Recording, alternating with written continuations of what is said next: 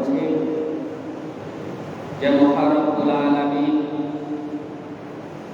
অত্যন্ত দয়া করে মায়া করে ঈমান আমলের উপর অবিচল রেখে যথাসময়ে পবিত্র ঈদুল আজহার নামাজ আদায় করার জন্য ঈদগাহ ময়দানে আসার তৌফিক দান করলেন। এই জন্য আমরা প্রত্যেকে মালিকের দরবারে মওলার কাছে মন খুলে প্রাণ করে আল্লাহর শেখানো ভাষায় একবার শুকর আদায় করছি আলহামদুলিল্লাহ। দরুদ আর সালাম বর্ষিত হোক আল্লাহর সৃষ্টির প্রধান আকর্ষণ, সর্বকালের সর্বযুগের সর্বশ্রেষ্ঠ মহামানব, মানবতার মহান শিক্ষক, মানবতার মহান বন্ধু, বিশিষ্ট রাজনীতিবিদ ও ধর্ম প্রচারক জনাব বিশ্বনবী মুহাম্মদুর রাসূলুল্লাহ সাল্লাল্লাহু আলাইহি ওয়াসাল্লামের শানে সম্মানিত উপস্থিত মুসল্লিবৃন্দ, পর্দার আড়ালে সম্মানিত মা বোনেরা, আজ পবিত্র ঈদুল আজহা কুরবানির দিন। আজ জিলহজ মাসের 10 তারিখ ইয়াউমুন নাহর, কুরবানির দিন। ঈদুল আজহা, ঈদ মানে হচ্ছে খুশি, ঈদ মানে আনন্দ। আজহা হচ্ছে কোরবান বা ত্যাগ করা। প্রতিটি ইমানদার মুসলিম সামর্থ্যবান ব্যক্তি আল্লাহ পাকের বড় একটা হুকুম ত্যাগের মাধ্যমে মনের ত্যাগ, মালের ত্যাগ, ত্যাগের মাধ্যমে খুশি উদযাপন করবে।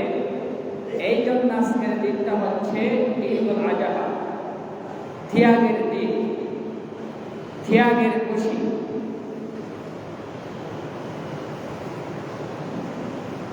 জিলহজ মাসের 1 থেকে 10 তারিখ পর্যন্ত প্রতিটি সেকেন্ড আল্লাহর কাছে বেশি দামি। আল্লাহ পাক রব্বুল আলামিন এই দিনের কসম পেয়েছেন, এই ভোরের শপথ করেছেন। আল্লাহ রাব্বুল আলামিন সূরাতুল ফজরে বলেছেন, ফজরের কসম, ভোরের শপথ, জিলহজ মাসের ভোরের শপথ করে আল্লাহ রাব্বুল আলামিন বলেন, এই জিলহজ মাসের 10 তারিখ মুসলমানদের কাছে বেশি দামি, মুসলমানদের কাছে বেশি প্রিয়। আজকের দিন কুরবানির দিন। এই কুরবান নতুন কোন বিধান নয়, নতুন কোন শরীয়ত নয়। আমাদের দেশে এক শ্রেণীর নাস্তিক বেঈমান মুরতাদ হয়েছে, যারা ইব্রাহিম আলাইহিস সালাতু ওয়াস সালামের এই কুরবানিকে অস্বীকার করে। নাউজুবিল্লাহ। তারা বলে কুরবানি বলতে কিছুই নেই, এগুলো সব বানোয়াট ইচ্ছা কাহিনী। নাউজুবিল্লাহ। এই কুরবান এটি কোন তৎকালীন সময়ের ইচ্ছা বা কাহিনী নয়, এটি সরাসরি কোরআনের মেসেজ। এই কুরবান কোরআন দ্বারা প্রমাণিত, এই কুরবান হাদিস দ্বারা প্রমাণিত। অস্বীকার করার মতো ক্ষমতা কোনো বাপের বেটার নেই।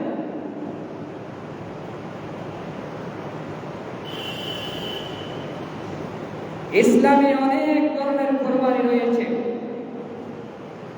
যেমন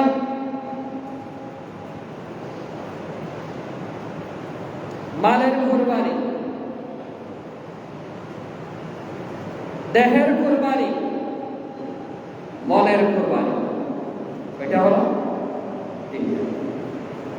মালের কুরবানি, দেহের কুরবানি, মনের কুরবানি। দেহের কুরবানি কি? শরীরের কুরবানি। শরীরের কুরবানি হচ্ছে যেমন নামাজ, রোজা, জিহাদ, হজ। হজ একদিকে মালের কুরবানি, আরেকদিকে শরীরের কুরবানি। নামাজ পড়তে গেলে কিছুটা শরীরকে কষ্ট দিতে হয়, রুকু করা, সিজদা করা, সময় ব্যয় করা, রুকু থেকে ওঠা একটু কষ্ট হয়। এটি দেহের কুরবানি, শরীরের কুরবানি। তেমনি ভাবে রোজা শরীরের কুরবানি। রোজা রাখলে পেটকে কষ্ট দিতে হয় সারাদিন না খেয়ে।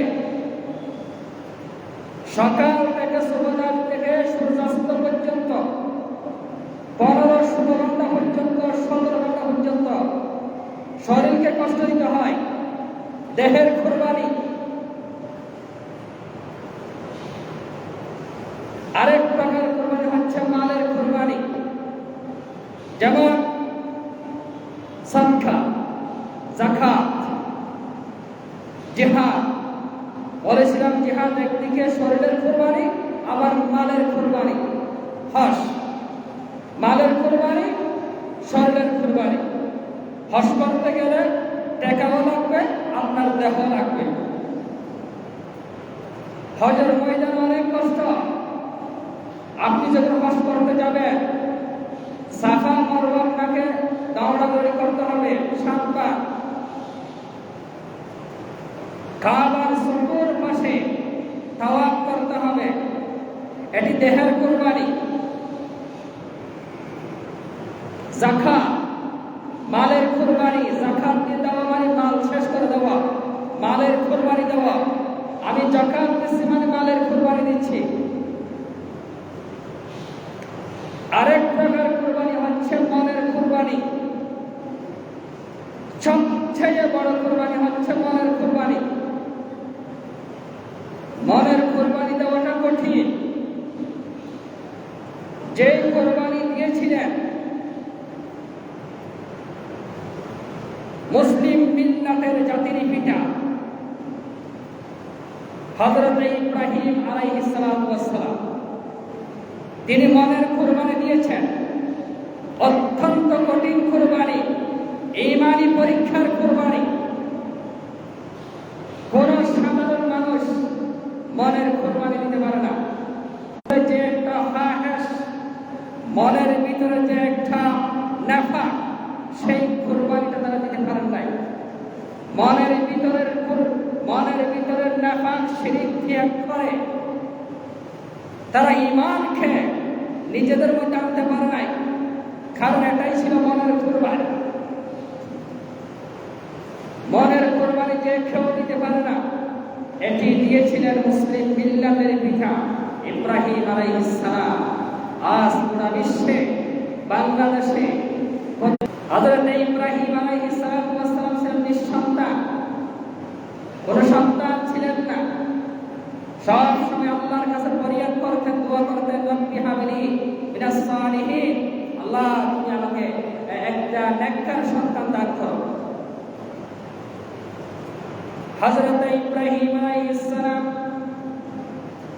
আল্লাহর কাছে, আল্লাহ পাক বললেন, ইব্রাহিম আমি তোমাকে একটা সন্তানের সুসংবাদ দিচ্ছি, একটা সন্তানের কি দিচ্ছি? সুসংবাদ দিচ্ছি। ইসমুহু ইসমাঈল আলাইহিস সালাম, যার নাম হচ্ছে ইসমাঈল আলাইহিস সালাম। ইব্রাহিম নবীর বয়স হয়েছে 120 বছর। এইদিকে স্ত্রীর বয়স হয়েছে 99 বছর। ইব্রাহিম আলাইহিস সালামের বয়স হয়েছে 120 বছর। এই বয়সে কোনো সন্তানের আশা করা যায় না। স্বামী স্ত্রী উভয় বড় হয়ে গেছে, সন্তানের আশা করা যায় না। এমন মুহূর্তে আল্লাহ সংবাদ দিলেন, ইব্রাহিম আমি তোমাকে ইসমাঈল নামক একজন সন্তানের সুসংবাদ দিলাম। সুবহানাল্লাহ।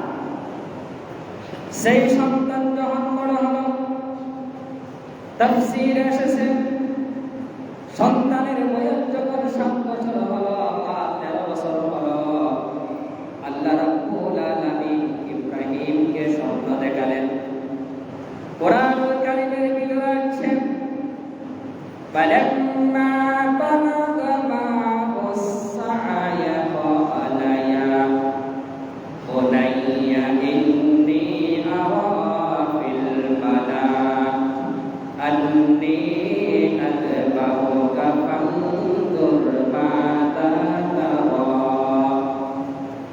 ইব্রাহিম আলাইহিস সালাম সন্তানকে বললেন, সন্তান যখন বাবার পিছনে আব্বু আব্বু ডাকছে, আব্বু আব্বু ডাকছে, আব্বুর সাথে বাজারে যাচ্ছে, খেলাধুলা করছে, এমন মুহূর্তে আল্লাহ রাব্বুল আলামিন বললেন, ইব্রাহিম তুমি তোমার প্রিয় জিনিসটা আমার রাস্তায় কোরবানি করে দাও, তোমার সবচেয়ে প্রিয় জিনিসটা আমার জন্য ত্যাগ করে দাও। একে একে 3 বার স্বপ্ন দেখলেন। জিলহজের 8 তারিখে তিনি স্বপ্ন দেখলেন। আল্লাহ পাক বললেন স্বপ্নে, ইব্রাহিম তুমি কোরবানি করো।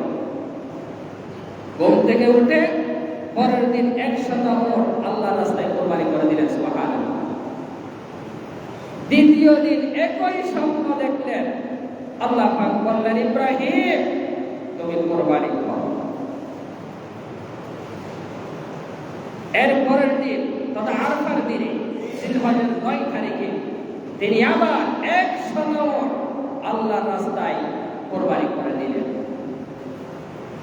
তৃতীয় দিন আবার স্বপ্ন দেখলেন, তথা যে গভীরতে আবার স্বপ্ন দেখলেন জিলহজ মাসের 10 তারিখে দিবাগত রাতে আবার স্বপ্ন দেখলেন, ইব্রাহিম তুমি কোরবানি করো। আল্লাহ পাকের কাছে ফরিয়াদ করলেন, আল্লাহ আমি কোন জিনিস কোরবানি করব? আল্লাহ পাক ইশারায় কিন্তু জানিয়ে দিলেন, তুমি তোমার সবচেয়ে আদরের জিনিস, প্রিয় জিনিস, কাছের জিনিস, মহব্বতের জিনিস, পছন্দের জিনিস আমার রাস্তায় কোরবানি করো। ইব্রাহিম আলাইহিস সালাম বুঝতে পারলেন অবশ্যই আল্লাহ পাক আমার সন্তান কোরবানি চেয়েছে। নবী রাসূলের স্বপ্ন ওয়াহী, স্বপ্ন সত্য, এগুলি বাস্তব, এগুলি বানোয়াটি নয়। মানুষ যা স্বপ্ন দেখে এগুলো সত্য নয়, কখনো সত্য হয়, কখনো মিথ্যা হয়। নবীদের স্বপ্ন ওয়াহী, আর ওয়াহী পূরণ করা নবীদের জন্য ফরজ। ইব্রাহিম আলাইহিস সালাম স্বপ্ন দেখার পর সকালে উঠে সন্তানকে ডাকলেন, পুত্রকে ডেকে বললেন, ইয়া বুনাইয়া। ইয়া বুনাইয়া মানে ইয়া ফুতিয়া, এ ফুতিয়া, হে আমার বৎস, আমার সন্তান, ইন্নী আরা ফিল মানাম, আমি স্বপ্ন দেখেছি, আন্নী আযবাহুকা, আমি তোমাকে জবাই করছি। সুবহানাল্লাহ। ফানজুর মাযা তারা, এবার তোমার সিদ্ধান্তকে তুমি বলো, তুমি কি রাজি আছো এই সিদ্ধান্তে? আজকে কুরবানির দিন আমি তোমাকে জবাই করি, আমি তোমাকে জবাই করতে চাই, আল্লাহর রাস্তায় তোমাকে আমি উৎসর্গ করে দিতে চাই, তুমি কি রাজি আছো? হযরত ইসমাঈল আলাইহিস সালাম জবাব দিলেন, ক্বালা ইয়া আবাতি ফাআল মা তুমার সাতাজিদুনি ইনশাআল্লাহু মিনাস সাবিরিন। ইসমাঈল আলাইহিস সালাম বললেন, আব্বা, আল্লাহ পাক আপনাকে যেই বিষয়ে হুকুম করেছে সেটি আপনি বাস্তবায়ন করুন, আমি রাজি আছি। সাতাজিদুনি ইনশাআল্লাহু মিনাস সাবিরিন, আপনি আমাকে সবরকারীর মধ্যে পাবেন। সুবহানাল্লাহ। এই লম্বা কাহিনী আমি সংক্ষেপে শেষ করে দিচ্ছি, সবাই কথা বলছে। এরপরে ফালাম্মা আসলামা ওয়া তাল্লাহু লিল জাবিন, পিতা পুত্র আল্লাহর কাছে সারেন্ডার কাইলেন, আত্মসমর্পণ করলেন। বাবার হাতে ছুরি, বাবা সন্তানকে ইসমাঈল আলাইহিস সালামকে মিনার ময়দানে নিয়ে গেলেন। বাবার হাতে দাঁড়ানো ছুরি, সন্তানকে মাটিতে শোয়ালেন, সন্তানের গলার মধ্যে ছুরি রাখলেন। এমন মুহূর্তে আল্লাহ রাব্বুল আলামিন আরশ আজিম থেকে ডাক দিলেন, ওয়ানাদাইনাহু আইয়া ইব্রাহিম قد صدقت الرؤيا إنا كذلك نجزي المحسنين। আল্লাহ পাক ডাক দিলেন, বাবা যখন সন্তানকে জবাই করা করছে, সাথে সাথে আল্লাহ বলে, হে ইব্রাহিম থামো থামো, তুমি পরীক্ষাতে পাস করেছো, সুবহানাল্লাহ। এটি ছিল তোমার প্রতি পরীক্ষা। ইন্না হাযা লাহুল বালাউল মুবিন, এটি তোমার জন্য অগ্নি পরীক্ষা, স্পষ্ট পরীক্ষা। ওয়া হাদাইনাহু বিযিবহিন আযীম। ইসমাঈল আলাইহিস সালাতু ওয়াস সালামের পরিবর্তে আল্লাহ পাক বেহেশত থেকে একটা দুব্বা পাঠাই দিলেন, সুবহানাল্লাহ। দুব্বাটা জবাই হলো, ইসমাঈল আলাইহিস সালাতু ওয়াস সালামকে আর জবাই করা হলো না, সুবহানাল্লাহ। এটি ছিল সংক্ষেপে পিতা পুত্রের ঈমানি পরীক্ষা, ইব্রাহিম আলাইহিস সালাতু ওয়াস সালামের ঈমানি পরীক্ষা। এই কুরবান হচ্ছে দিয়া, এই কুরবান হচ্ছে দিয়া, এটি হচ্ছে মনের কুরবানি। শুধু কুরবানি দিলে হবে না, আগে মনকে ফ্রেশ করতে হবে। আপনারা যারা কুরবানি দিবেন, কুরবানির জন্য দুইটা শর্ত। কুরবানি কবুল হওয়ার জন্য দুইটা শর্ত রয়েছে। একটি শর্ত হচ্ছে নিয়তকে বিশুদ্ধ করা। আপনি যে কুরবানি দিচ্ছেন, এই কুরবানি হবে একমাত্র লিওয়াজিহিল্লাহ, আল্লাহ পাকের সন্তুষ্টির জন্য। নিয়ত বিশুদ্ধ করতে হবে। নিয়ত যদি গরমিল থাকে, কুরবানি হবে না। বিশেষ করে যারা শরীকি কুরবানি করেন, কয়েকজন মিলে যারা কুরবানি করেন, আগে আপনারা বসে নিয়ত ঠিক করবেন। সবার নিয়ত যেন এক হয়। আমাদের এই কুরবান হলো একমাত্র আল্লাহর জন্য, গোশত খাওয়ার জন্য নয়, মানুষকে দেখানোর জন্য নয়। এই কুরবান হচ্ছে একমাত্র আল্লাহ পাকের সন্তুষ্টির জন্য। শরীকি কুরবানির মাল যদি কারো ঠেকার মধ্যে বেজাল থাকে, মনে করে আপনি 5-7 মিলে একটা গরু কিনছেন, 7 শরীকের কুরবানি, 7 জনের মধ্যে যদি একজন যদি সুদখোর থাকে, একজন যদি ঘুষখোর সাদাবাজি থাকে, সাদাবাজির টাকা, ঘুষের টাকা, সুদের টাকা, খুনাখুনির টাকা, রাহাজানির টাকা, এরকম যদি কারো ঠেকা থাকে, কারো কুরবানি হবে না, কারো কুরবানি হবে না। শরীকি যারা কুরবানি করে এটা খেয়াল রাখবেন। শরীকের মধ্যে যদি কারো ঠেকার মধ্যে যদি বেজাল থাকে, কারো কুরবানি হবে না। নিয়তের মধ্যে যদি কারো বেজাল থাকে, কারো কুরবানি হবে না। এই জন্য কুরবানি দিচ্ছেন ভালো কথা, আগে নিয়ত ঠিক করবেন। 2 নম্বর শর্ত হচ্ছে কুরবানির হালাল উপার্জন, হালাল টাকা। আপনি যে গরু কিনছেন, যে বাগের টাকা দিচ্ছেন কুরবানি করার জন্য, যে সেই টাকাগুলো যেন হালাল টাকা হয়, হালাল উপার্জন হয়। মাস্তানির টাকা হলে, মানুষের হকের টাকা হলে, সেই টাকা দিয়ে কুরবানি করলে কুরবানি হবে না। 2টা জিনিস বিশেষভাবে বেশি খেয়াল রাখবা, নিয়ত বিশুদ্ধ, হালাল উপার্জন। এই 2টা ঠিক, আপনার কুরবানি শুদ্ধ, সুবহানাল্লাহ। এরপর আমি বলবো যে সম্মানিত মুসল্লিগণ, জামাতের সময় হয়ে গেছে। আপনারা যারা এখনো ঘরে বাইরে আছেন, তাড়াতাড়ি মসজিদে চলে আসলে ভালো হয়। এই যে কুরবানি পশু, কুরবানির পশু যে জবাই করার একটা যে বিধান রয়েছে, কুরবানির পশু আপনার পশু আপনি জবাই করবেন, এটাই উত্তম। আমাকেও দরকার নাই, মুয়াজ্জিন সাহেবকেও দরকার নাই, কথা ক্লিয়ার। নিজের কুরবানির পশু নিজেই জবাই করা কি উত্তম। আমাকেও দরকার নাই, মুয়াজ্জিন সাহেবকেও দরকার নাই। তবে শর্ত আছে। কি আছে? শর্ত আছে। আপনি যদি কুরবানির পশু জবাইয়ের সব নিয়ম কানুন জানেন, আপনি জবাই করবেন, কাউকে দরকার নাই, কোনো মৌলানা সাহেবকে দরকার নেই। শর্ত যদি জানেন। কুরবানি পশু জবাইয়ের জন্য 4টা জিনিস প্রয়োজন। কয়টা জিনিস? 4টা জিনিস প্রয়োজন। ভালো করে খেয়াল করেন। অন্যথায় এমনি আপনি দাঁড়ান শুনে নিয়ে জবাই করে দিলেন, গরুটা হারাম করে দিলেন, এমনটা হতে পারবে না। 4টা জিনিস যদি আপনার কাছে থাকে, আপনি জবাই করবেন। 1, শক্তি। কি লাগবে? কুরবানি পশু জবাইয়ের জন্য শক্তি লাগবে, শক্তি প্রয়োগ করা হবে। শক্তি না থাকলে তো আপনি কুরবানি পশু জবাই করতে পারবেন না। 1, শক্তি। 2 নম্বর সাহস। সাহস থাকতে হবে। সাহস না থাকলে অর্ধেক দিয়ে আপনি চলে যাবেন ছুরি রাখে। শক্তি, সাহস, 2টা জিনিস। 3 নম্বর ইমানদার। কোন বেঈমানে যদি কুরবানি পশু জবাই করে, সেই পশু হারাম হয়ে যাবে, হালাল হবে না। যে পশু জবাই করবে তাকে অবশ্যই ইমানদার হতে হবে। বেঈমান হলে চলবে না, বেনামাজি হলে চলবে না, সুদখোর মদখোর হলে চলবে না। ইমানদার ব্যক্তির মাধ্যমে কুরবানি পশু জবাই করাতে হবে। 3 নম্বর শর্ত। 4 নম্বর হচ্ছে জবেহের নিয়ম। জবেহের আগে দোয়া আছে, জবেহের পরেও দোয়া আছে। কুরবানি পশু যে শোয়ানোর পরে মুখটা পশ্চিমে রেখে একটা দোয়া পড়তে হয়।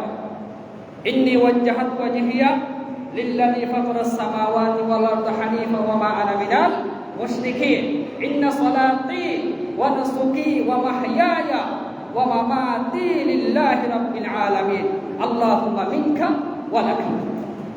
এই দোয়াটি হচ্ছে জবাইয়ের পরে। জবাইয়ের পর আবার আরেকটা দোয়া আছে, বিসমিল্লাহ বলে জবাই করবেন, এরপর আরেকটা দোয়া আছে, আল্লাহুম্মা তাকাব্বাল মিনহু কামা তাকাব্বালতা মিন হাবিবিকা মুহাম্মাদিন ওয়া খলিলিকা ইব্রাহিম আলাইহিস সালাতু ওয়াস সালাম। এই দোয়া যদি জানেন, এই 4টা শর্ত যদি আপনারা জানেন, তাহলে আপনার পশু আপনি জবাই করবেন। আর না জানলে একটু অপেক্ষা করতে হবে, আমরা যাব, মুয়াজ্জিন সাহেব যাবে। তবে এখানে আরেকটা বিষয় হচ্ছে পারিশ্রমিকের বিষয়। এটা আমি বলবো, অবশ্যই বলবো পারিশ্রমিকের কথা। অনেক সময় দেখা যায় পশু জবাই করে, পারিশ্রমিক দেন না। কোরবানির পশু যদি পারিশ্রমিক না দেন, কোরবানির জন্য ক্ষতি আছে, এটা কবুল হওয়ার ক্ষেত্রে ক্ষতি আছে। যে ব্যক্তি আপনার পশু জবাই করে দিলে, হালাল করে দিল, 1 লাখ টাকার পশু আপনি কিনছেন কোরবানি দেওয়ার জন্য, মুয়াজ্জিন সাহেব গেল জবাই করার জন্য, আপনি তাকে কোনো টাকাই দিলেন না। কোরবানির পশুর পারিশ্রমিক দেওয়া ওয়াজিব, সেটা তো আপনারা জানেন না, এটা অবশ্যই আপনাকে দিতে হবে। আপনার পশু আপনিও যদি জবাই করেন, আপনার পশুর হাদিয়া যেন আপনার মসজিদের মুয়াজ্জিনে পায়। কয়টা গরু আছে হিসাব করে দেখবেন আপনারা, এটা মসজিদ কমিটির দায়িত্ব।